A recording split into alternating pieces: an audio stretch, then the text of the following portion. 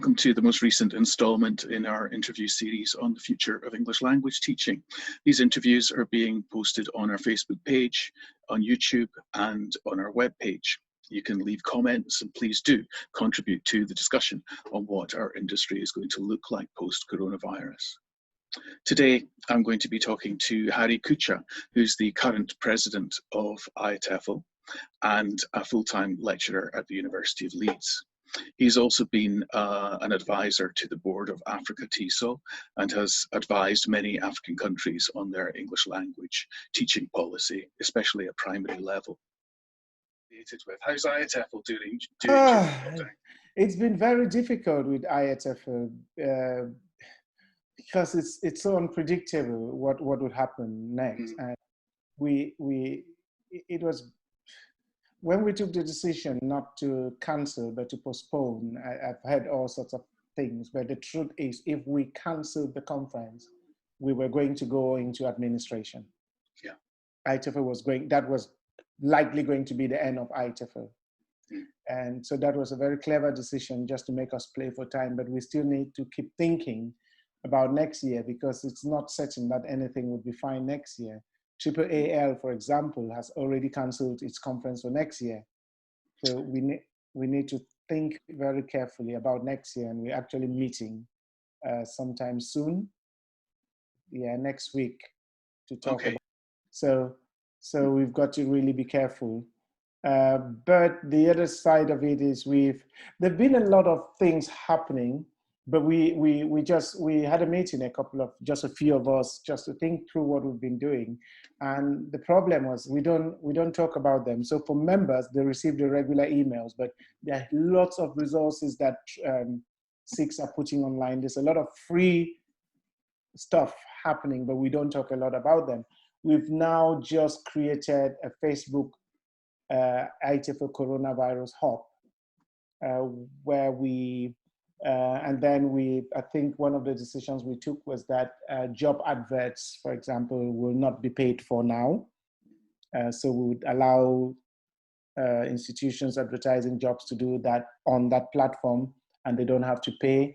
We're encouraging more of a sense of community, people just sharing resources, approach publishers to see if they've got any free resources they can share, and if anyone, just creating regional communities. So if there's someone looking for a job, someone's lost their job in a particular part of the world and they're looking for one, they could say that there. And if there's someone who's found, who knows about an opportunity somewhere, they could talk about that. So some kind of more outside the normal day-to-day thing, but because we can't employ people and people are losing their jobs, so we just need to open a platform and encourage people to talk about. Yeah, I think it's been an extremely busy year with it's difficult to show what we've done, but it's a lot of hard work because the thinking just keeps going on from when we had to just make a decision on the conference at a time when Boris Johnson was still claiming that there was no problem. It was so tough. Now I feel sorry for these political leaders because some of those decisions are not easy and straightforward as we would think, and I don't know what goes on in their brains. I've had a little bit of that with IATEFL, but well, luckily we are still standing, but we need to continue to think creatively because we've got 10 members of staff, 10 people we employ. It would be a shame so those are 10 families that would be unemployed if we run into the difficulties. So, have you found the government support schemes like the furlough scheme and the grants or loans, have they been of any help to you? I think we followed, did we? Yeah, we did follow one or two people, but the grants, we can't have them. We're not qualified to have them, unfortunately. Same for a lot of organizations and institutions in our industry. We don't qualify. So, well, that's the thing. ELT is taken for granted in this country because British Council was already in a very difficult situation. And even then, there's still a parliamentary discussion going on about the future of the British Council for funding. And they don't take it seriously. And I suggested at the meeting of the advisory group, if we could approach the government with view of them incorporating British Council into their international development scheme, because they don't seem to see that it is an important part of the soft power of the UK, which is sad. And look at the changes Boris Johnson has done now to defeat, and all of that is just... I think that with the reorganisation of DFID and the FCO, I think the British Council will come into that discussion. I think it has to, considering the financial situation it is in at the moment, and the kind of work that they do. It's essential to their work overseas. So, as is the English language and promotion of good quality learning and teaching of it. So, fingers crossed for that situation. I'm hoping to try and get an interview with somebody from the British Council soon to talk about these things. There are a lot of people relying on it. I hope they will, because they have been very careful about.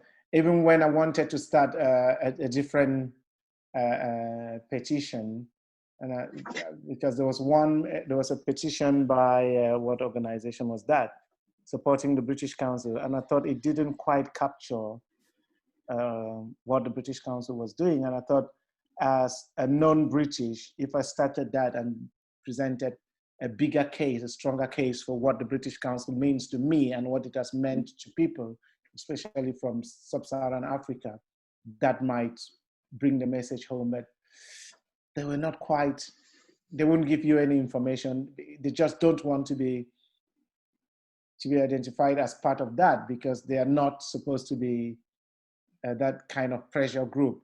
So, well, whatever we want to do, fine. But of course, a lot of what I wanted to write about depended on further information from them. And well, they were a bit reluctant. So good luck if you get someone who really... Yeah, well, I worked for the British Council, and they don't like being seen as a political organisation. They like to avoid political responsibility as much as possible. Which is fair enough. Although language and politics, there's no way you can disconnect them. Yeah, indeed. Yeah. But you mentioned there about the about sub-Saharan African context and the situation down there. How are they dealing with the current situation? How many of those countries have got school systems that are not functioning at the moment? It's a difficult situation, I must say. For many of those countries in sub-Saharan Africa, it was a total lockdown. South Africa was locked down for a couple of months. Cameroon, where I come from, went on a total lockdown, and I work with colleagues in Guinea, in Senegal, in Cote d'Ivoire, and it was a full total lockdown, and Nigeria as well. And I think there's still a serious lockdown now in Nigeria, and even movement between states is also limited. I was speaking with a colleague the other day. In their state, which is strange, different from many other states, they're asked to go to school, but there are no students in school yet. So teachers just spend time in school, but there are no students. So there's still many countries in sub-Saharan Africa are still in full lockdown. Some are opening gradually. Cameroon is opening. Guinea, Conakry, I know, has opened. There's some measure of social distancing in classrooms. I've been seeing pictures. But the problem then is, in this context where classes are known to be overcrowded, and they're doing this social distancing in schools, what that means is that the classrooms are then multiplied. So a lot of what's happening now is that the concentration is on examination classes rather than the rest of the school.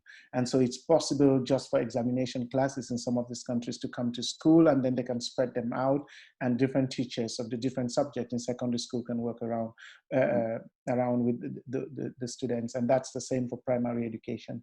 But in many of these countries, it's mostly examination classes, and because they're preparing them for exams, which is a sad thing that for a long time teachers have not been, or children have not had access.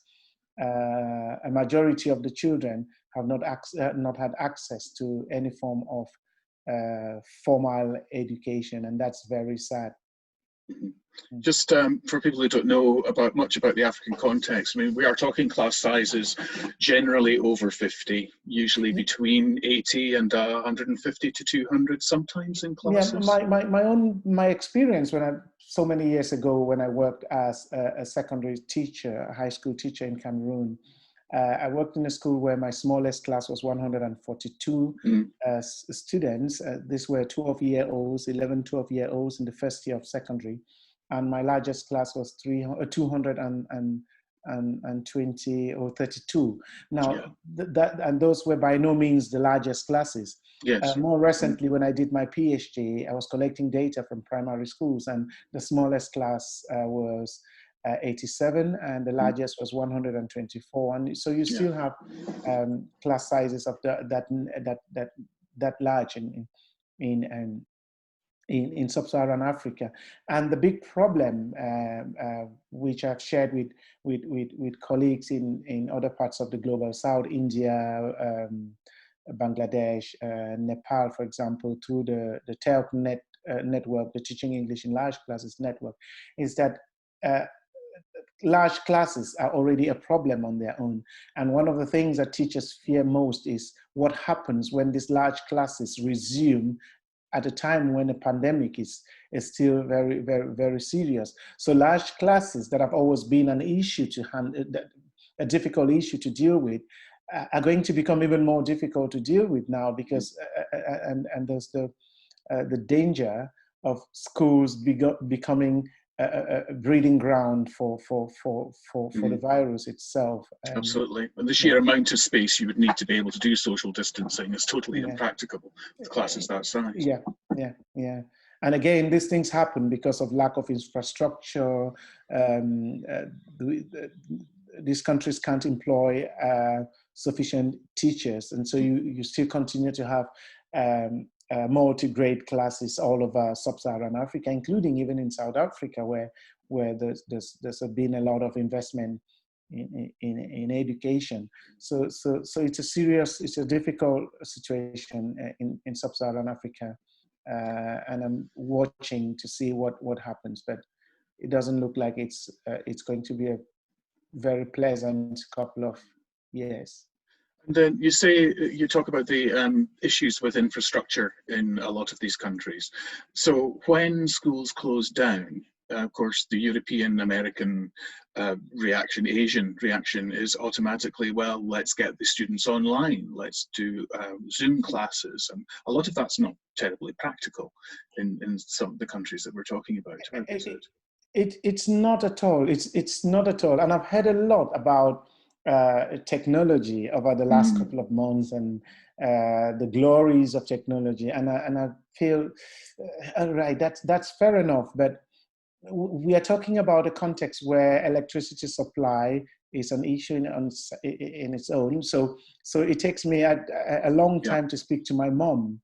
She's got a very decent mobile phone, but it takes a long time, because when I managed to get to her, she's not been accessible because there was power cut for a week or for 2 weeks. So how is she going to charge her phone? So there are issues like that. Power supply is a problem itself. Access to the technology is a problem. Now, there is mobile technology. The coverage is impressive, as we would say, but how many people actually have access to mobile gadgets and to those technologies? So I think it's a bigger issue, and I don't think that resolving the issue with education, formal education in sub-Saharan Africa is as easy as just embracing technology, because technology itself there are other cultural factors hindering the use of technology. And I've heard even teachers from sub-Saharan Africa say, oh, well, we really need more computers, more technology. And I'm like, wait a minute. Africa can be racing behind the world without thinking of its realities. So an analogy I make is, well, you can see someone with a Mercedes-Benz stopping at a fueling station, and you drag your bicycle or your wheelbarrow to the fueling station. That's where we are. That's how the gap is between someone who's got a limousine and someone who's got a wheelbarrow. And we've got to be realistic in the objectives that we set for ourselves. How are you going to, how is a country that is incapable of supplying even seats for children in schools? So you go to many schools in sub-Saharan Africa, including in my own country. I've been to parts of the north of Cameroon, and I've seen children in schools that are meant to be elite state schools because they're attached to the teacher training college, sitting on stones that they picked from outside because they don't have benches. How is that kind of country going to be able to supply the type of technology that we need in a classroom? So to be realistic, I don't see technology as, I see technology is the future, yes, but is it a realistic goal now? No. If we're looking for when Sub-Saharan Africa would be able to have the level of technology needed to sustain a fair and equitable education, that will be many generations to come. So I think we need to start thinking about more practical solutions, because in the UK, for example, with all the technology, there are lots of children who haven't yet had access to any form of education over the last 3 months. That's true. So talk less about countries in sub-Saharan Africa where those are things that are so far off. So yeah, technology is the way forward, but it's such a distant prospect for sub-Saharan Africa. And I think there are alternative ways of looking at what we might do, or rather I would say looking at the mistakes that we have made in the past that are responsible for the situation in which education in sub-Saharan Africa is now, and drawing from those mistakes and learning a lesson to revisit how education and formal education is conceptualized and implemented in sub-Saharan Africa. So there are, of course, different responses to the situation in different countries and different contexts. Yeah. What examples have you seen of what you would call good practice? Right. Okay. Well, there have been, I'll start from a very macro level. I know that many countries resorted to teaching on radio and television. So in Cameroon, for example, there were primary level teachers prepared lessons, and then and they delivered these lessons live on TV, and these were mostly for examination classrooms. But there are also problems, lots of problems with that. First of all, not many children have access to television. So maybe those in the towns would have access to television, but I don't know, I can't say 10% or more than 10% of school children would have access to television. So that was in itself a problem. Secondly, I thought it was, I felt at one point, because I followed some of the lessons, I remember a teacher teaching a maths lesson and talking about, was it division or multiplication or something like that, but she was using the examples of a drone.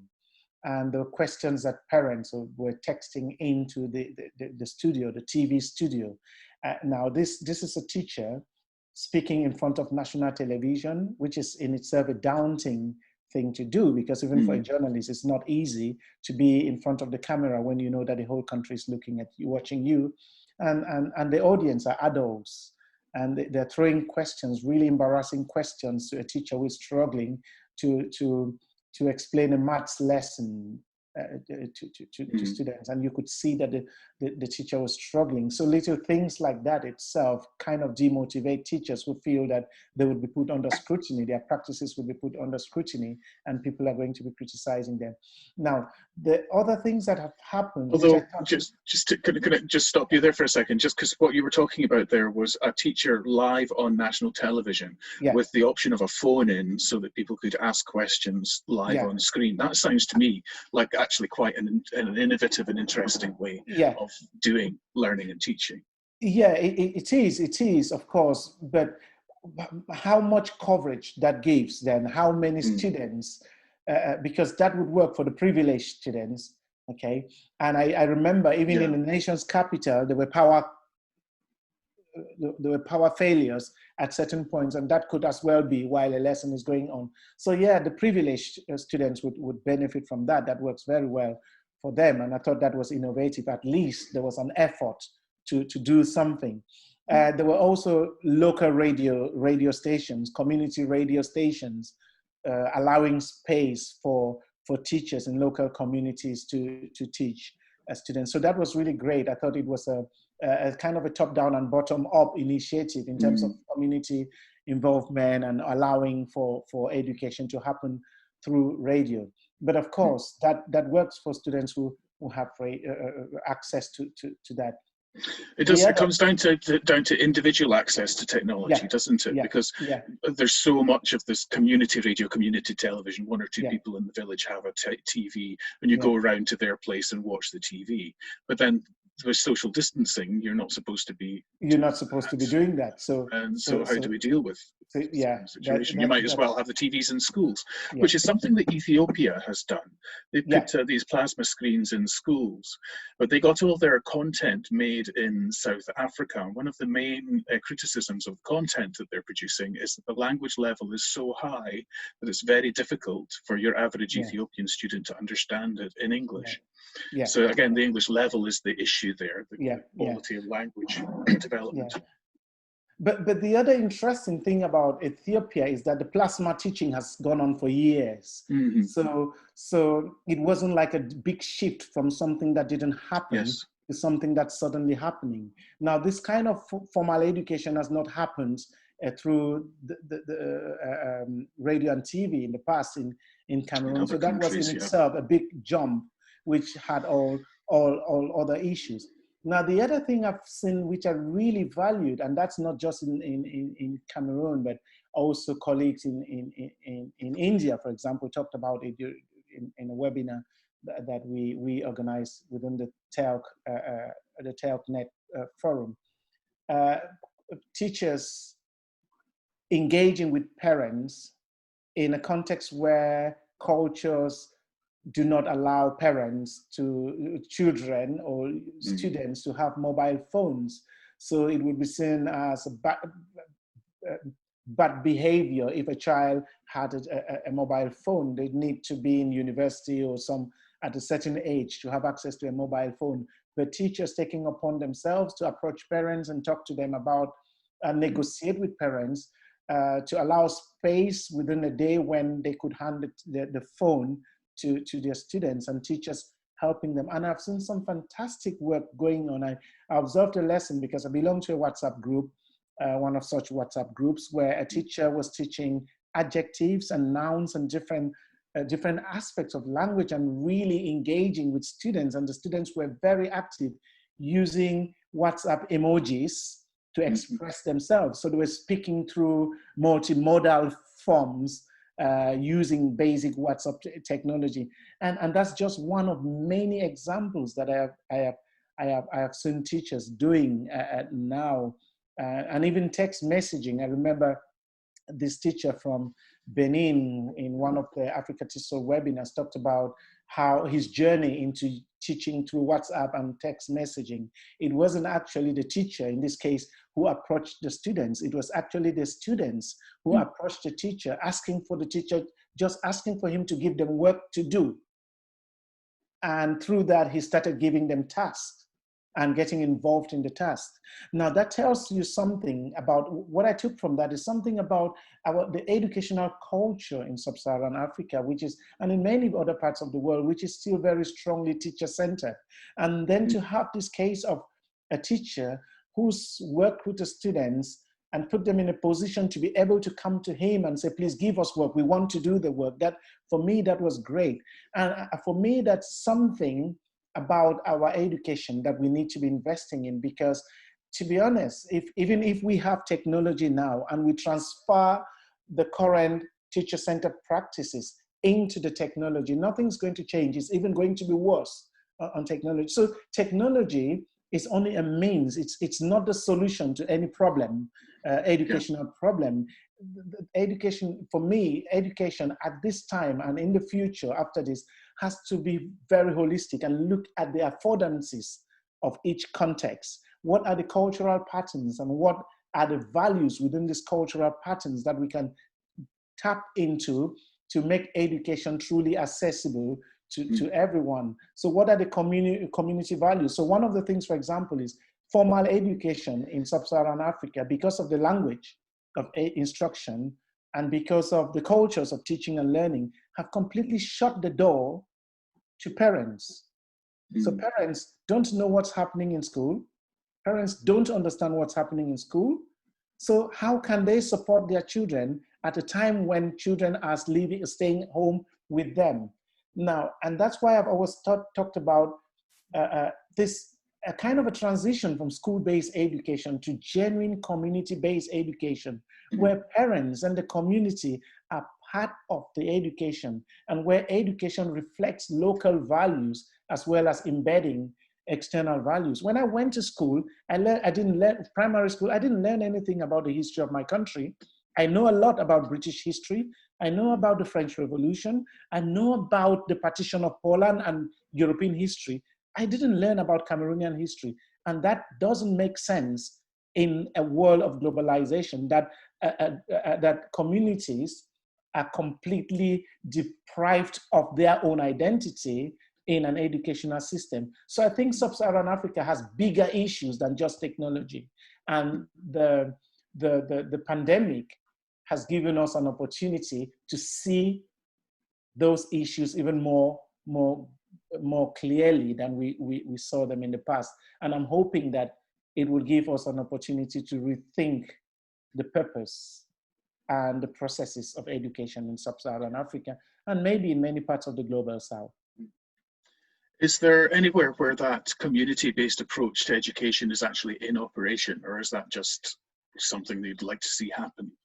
I would like to see happen, but there are, of course, glaring examples of community-based education. For example, I read a paper, I can't remember the title immediately exactly, but the BCom community in the northwest region of Cameroon engaged in L1 instruction, so children going to school in the native language.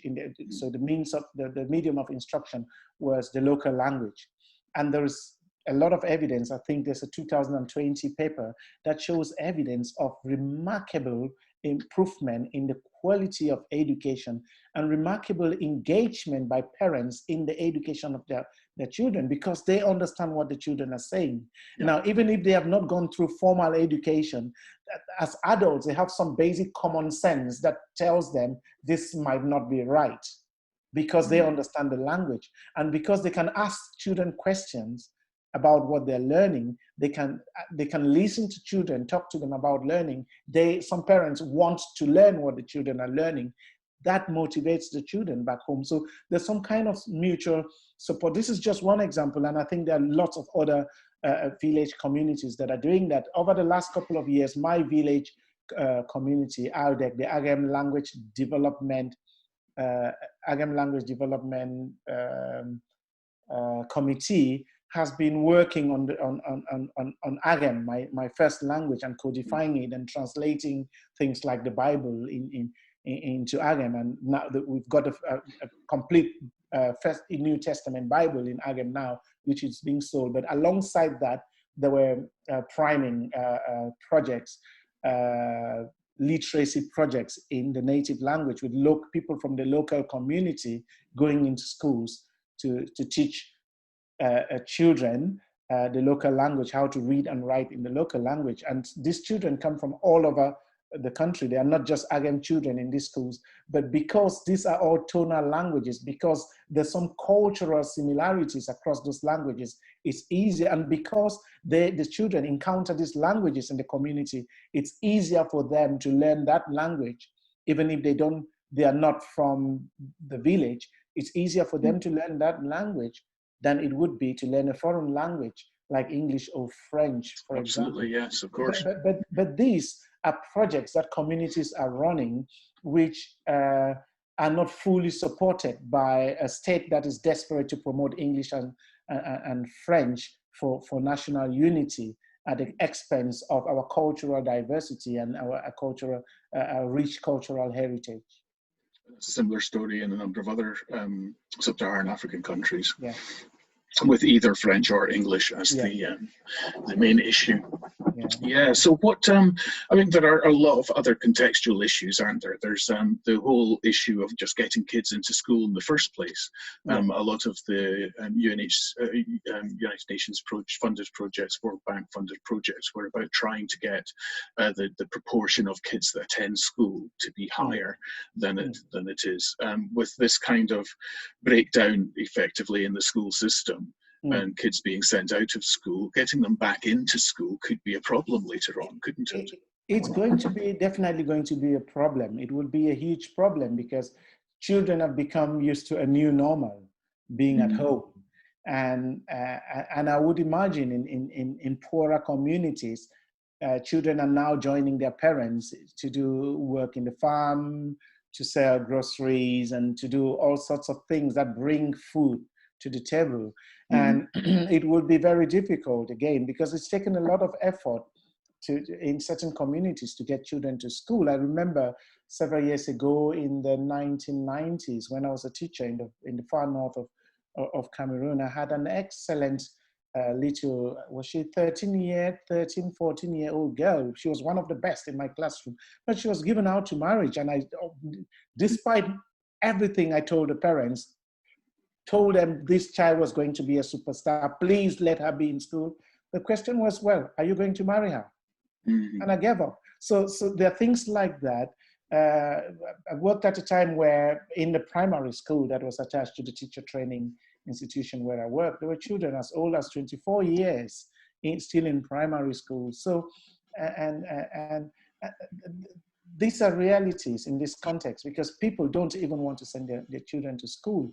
There was a village next, not far away, it was that Muturwa, that was the name of the village, where the district officer literally sent gendarmes to go whip up parents who were holding their children back at home so that they could send their children to school. And they would seize a cow or a goat and sell it to buy books for the child if you didn't want to send them to school. So there was some effort to either convince or even force parents to send their children to school.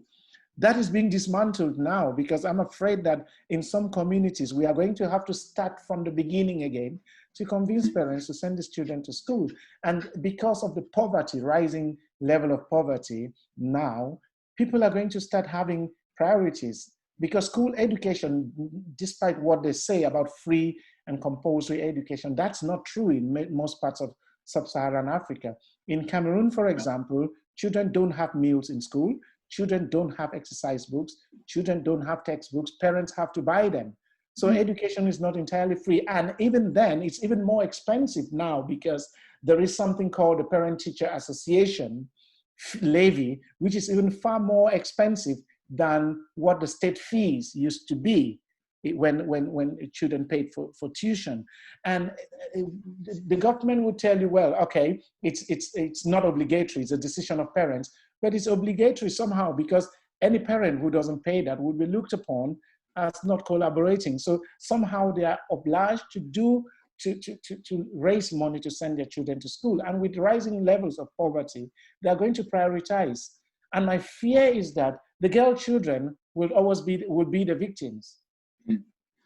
Yeah, I was going to bring that up when you were talking about technology. Often if there's a choice between giving the girl or the boy a phone, then it's the boy that gets the phone. Yeah, yeah. There's a lot there to deal with, and there is obviously going to be a lot of reconstruction work happening after this all finishes, but it does bring us back to what should the education system look like, and how can it be more robust and able to deal with disruptions like this in the future, because this kind of thing's not going to go away, is it? Yeah. Well, as I've said this elsewhere, because I've been around in the UK now for 10 years and had the opportunity to as a volunteer to work in primary and secondary schools and of course in the university. And I've done some consultancy with lots of colleagues working in sub-Saharan Africa who are mortified, horrified by the conditions under which children learn and in sub-Saharan Africa. And they are boiling with all these fantastic ideas about how we can really help sub-Saharan Africa. And that's a fundamental problem, that very often we are so sorry about, because of our experiences, because people have been through education, they've experienced education in a completely different way. I can understand why people are horrified when they see the things that happen, and they really feel sorry and they want to fix it immediately. But there is a danger of getting into the kind of a savior syndrome, where you think that, oh, we really need to fix this. And then you don't think about how do we fix it, because you've got your own ideas of how what good education should look like, and that's what you want to transmit. And that's the problem with lots of international projects and the whole thing about education for all. Because the discourse has always been for a long time, it was, we want children in schools. We want children in schools. But enrollments increased with the education for all policy. Enrollments increased, quality declined. So it's not just about having many children in school. It's about the life of the school. And so one of the things I think we need to be looking at would be looking at the life, at the quality of life in the schools, and how teachers are navigating those situations. I don't think that we are sufficiently learning from the vast amount of experience and expertise that African teachers have. We don't. Most projects go to help teachers do what they think that teachers should be doing.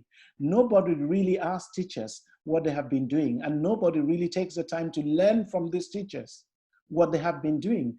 Because mind you, these teachers have produced the best brains in the world in those circumstances. So Absolutely, they are familiar with those circumstances. They know exactly what to do in those circumstances.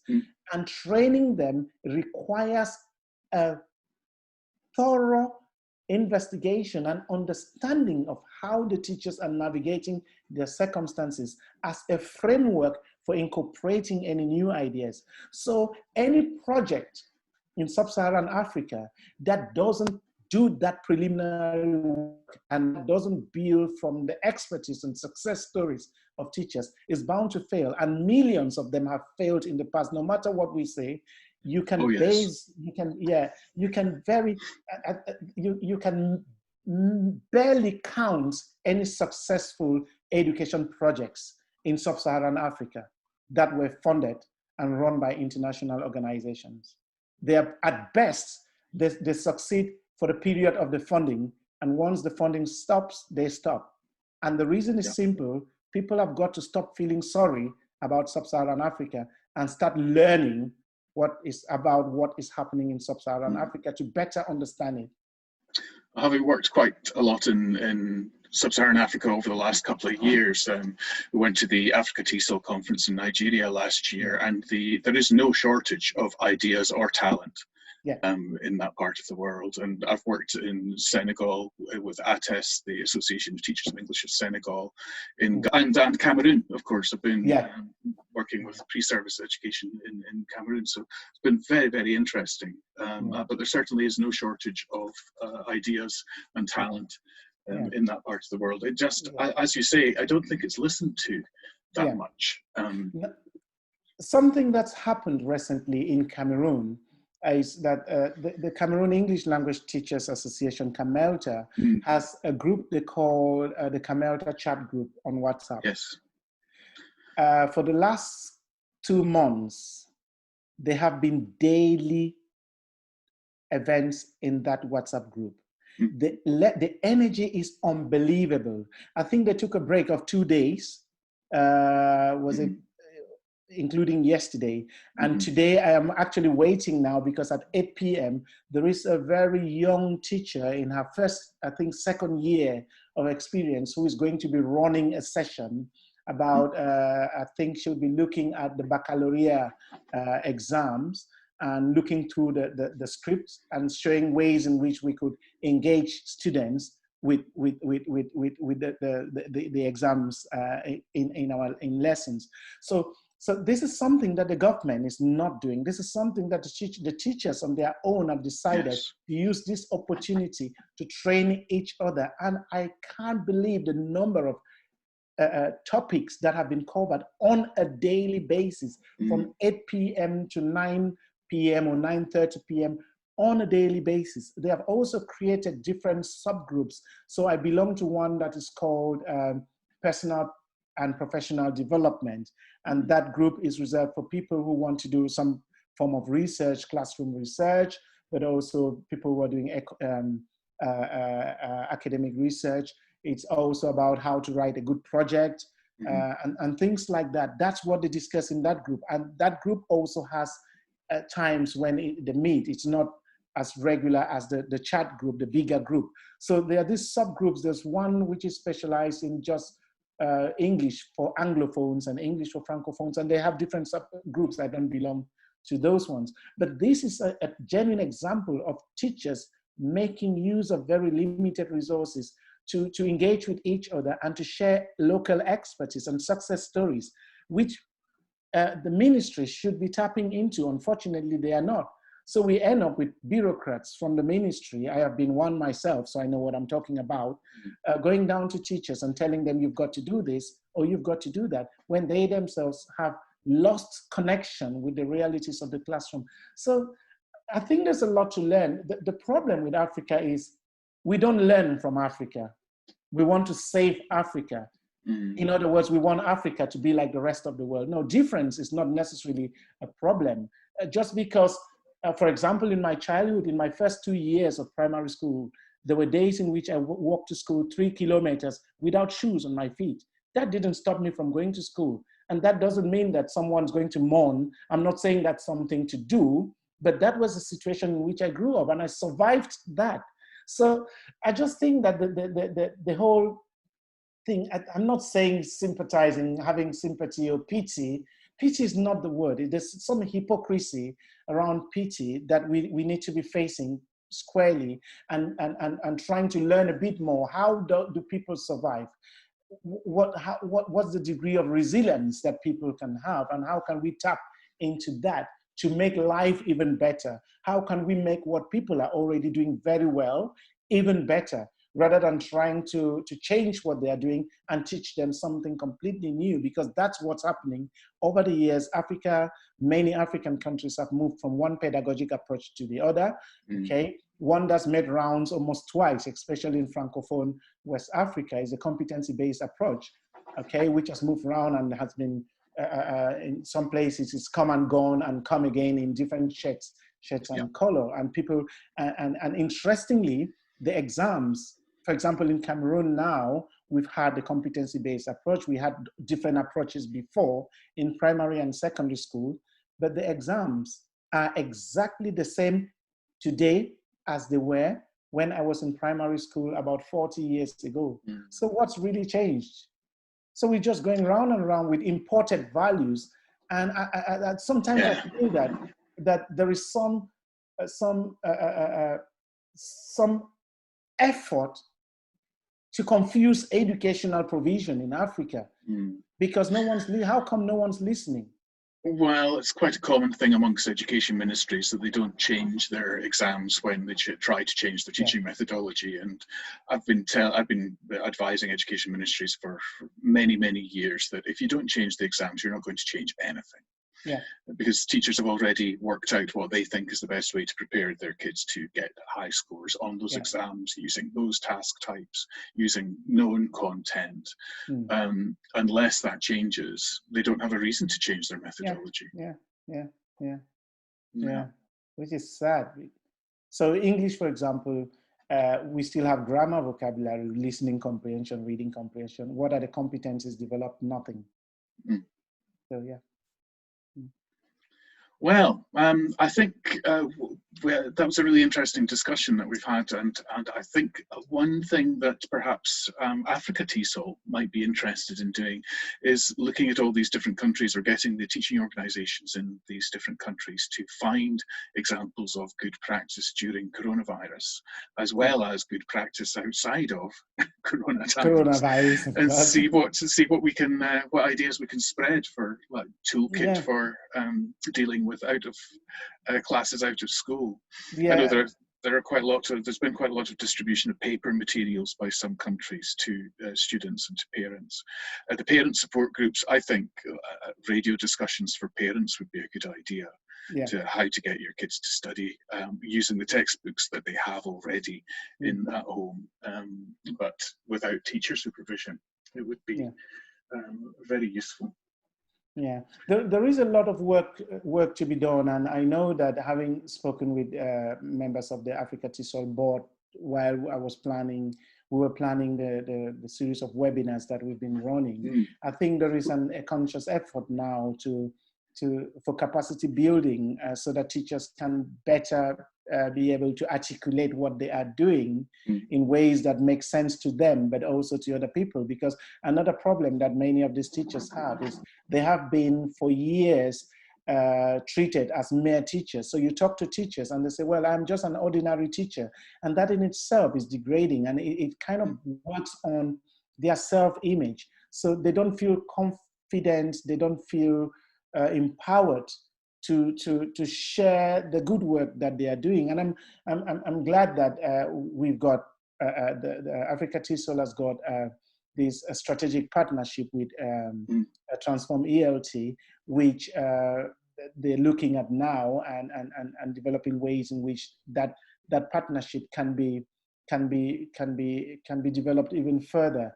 Because there's a lot of scope within the memorandum of understanding that you Transform ELT signed with Africa Tesol to do some good work. And given the expertise that Transform ELT already has in sub-Saharan Africa, working more closely with Africa Tesol and its affiliate leaders, and those reaching out to those teachers who are doing fantastic work, would be something I really hope that partnership can help develop. Well, we're certainly going to be working more closely on that. We were supposed to be sponsoring the conference again this year, but unfortunately, because of the travel bans and things, that the conference is not happening. But yes, let's see if we can do something else. I do have to recommend those webinars to anybody who's watching this. The Africa Tesol webinar series is very, very interesting. Lots of international voices talking from different perspectives on a range of topics that I haven't heard talked about in a great deal of detail in other conferences or webinars that I've been party to. So we'll provide links to all of those on our webpage when we post this video. Great. So thank you very much, Hary. Thanks a lot for that conversation. I'm really quite excited about some of the things we've talked about there. Thank you so much for inviting me. This is very different from any other conversation I've had, because all have been presentations and the more ivory tower discussion. So I'm really happy you invited me and invited me to talk about something that really does go straight to my heart, which is quality education in sub-Saharan Africa. Well, let's see if we can help that to happen. Thanks a lot, Hary. Thank you. Bye-bye.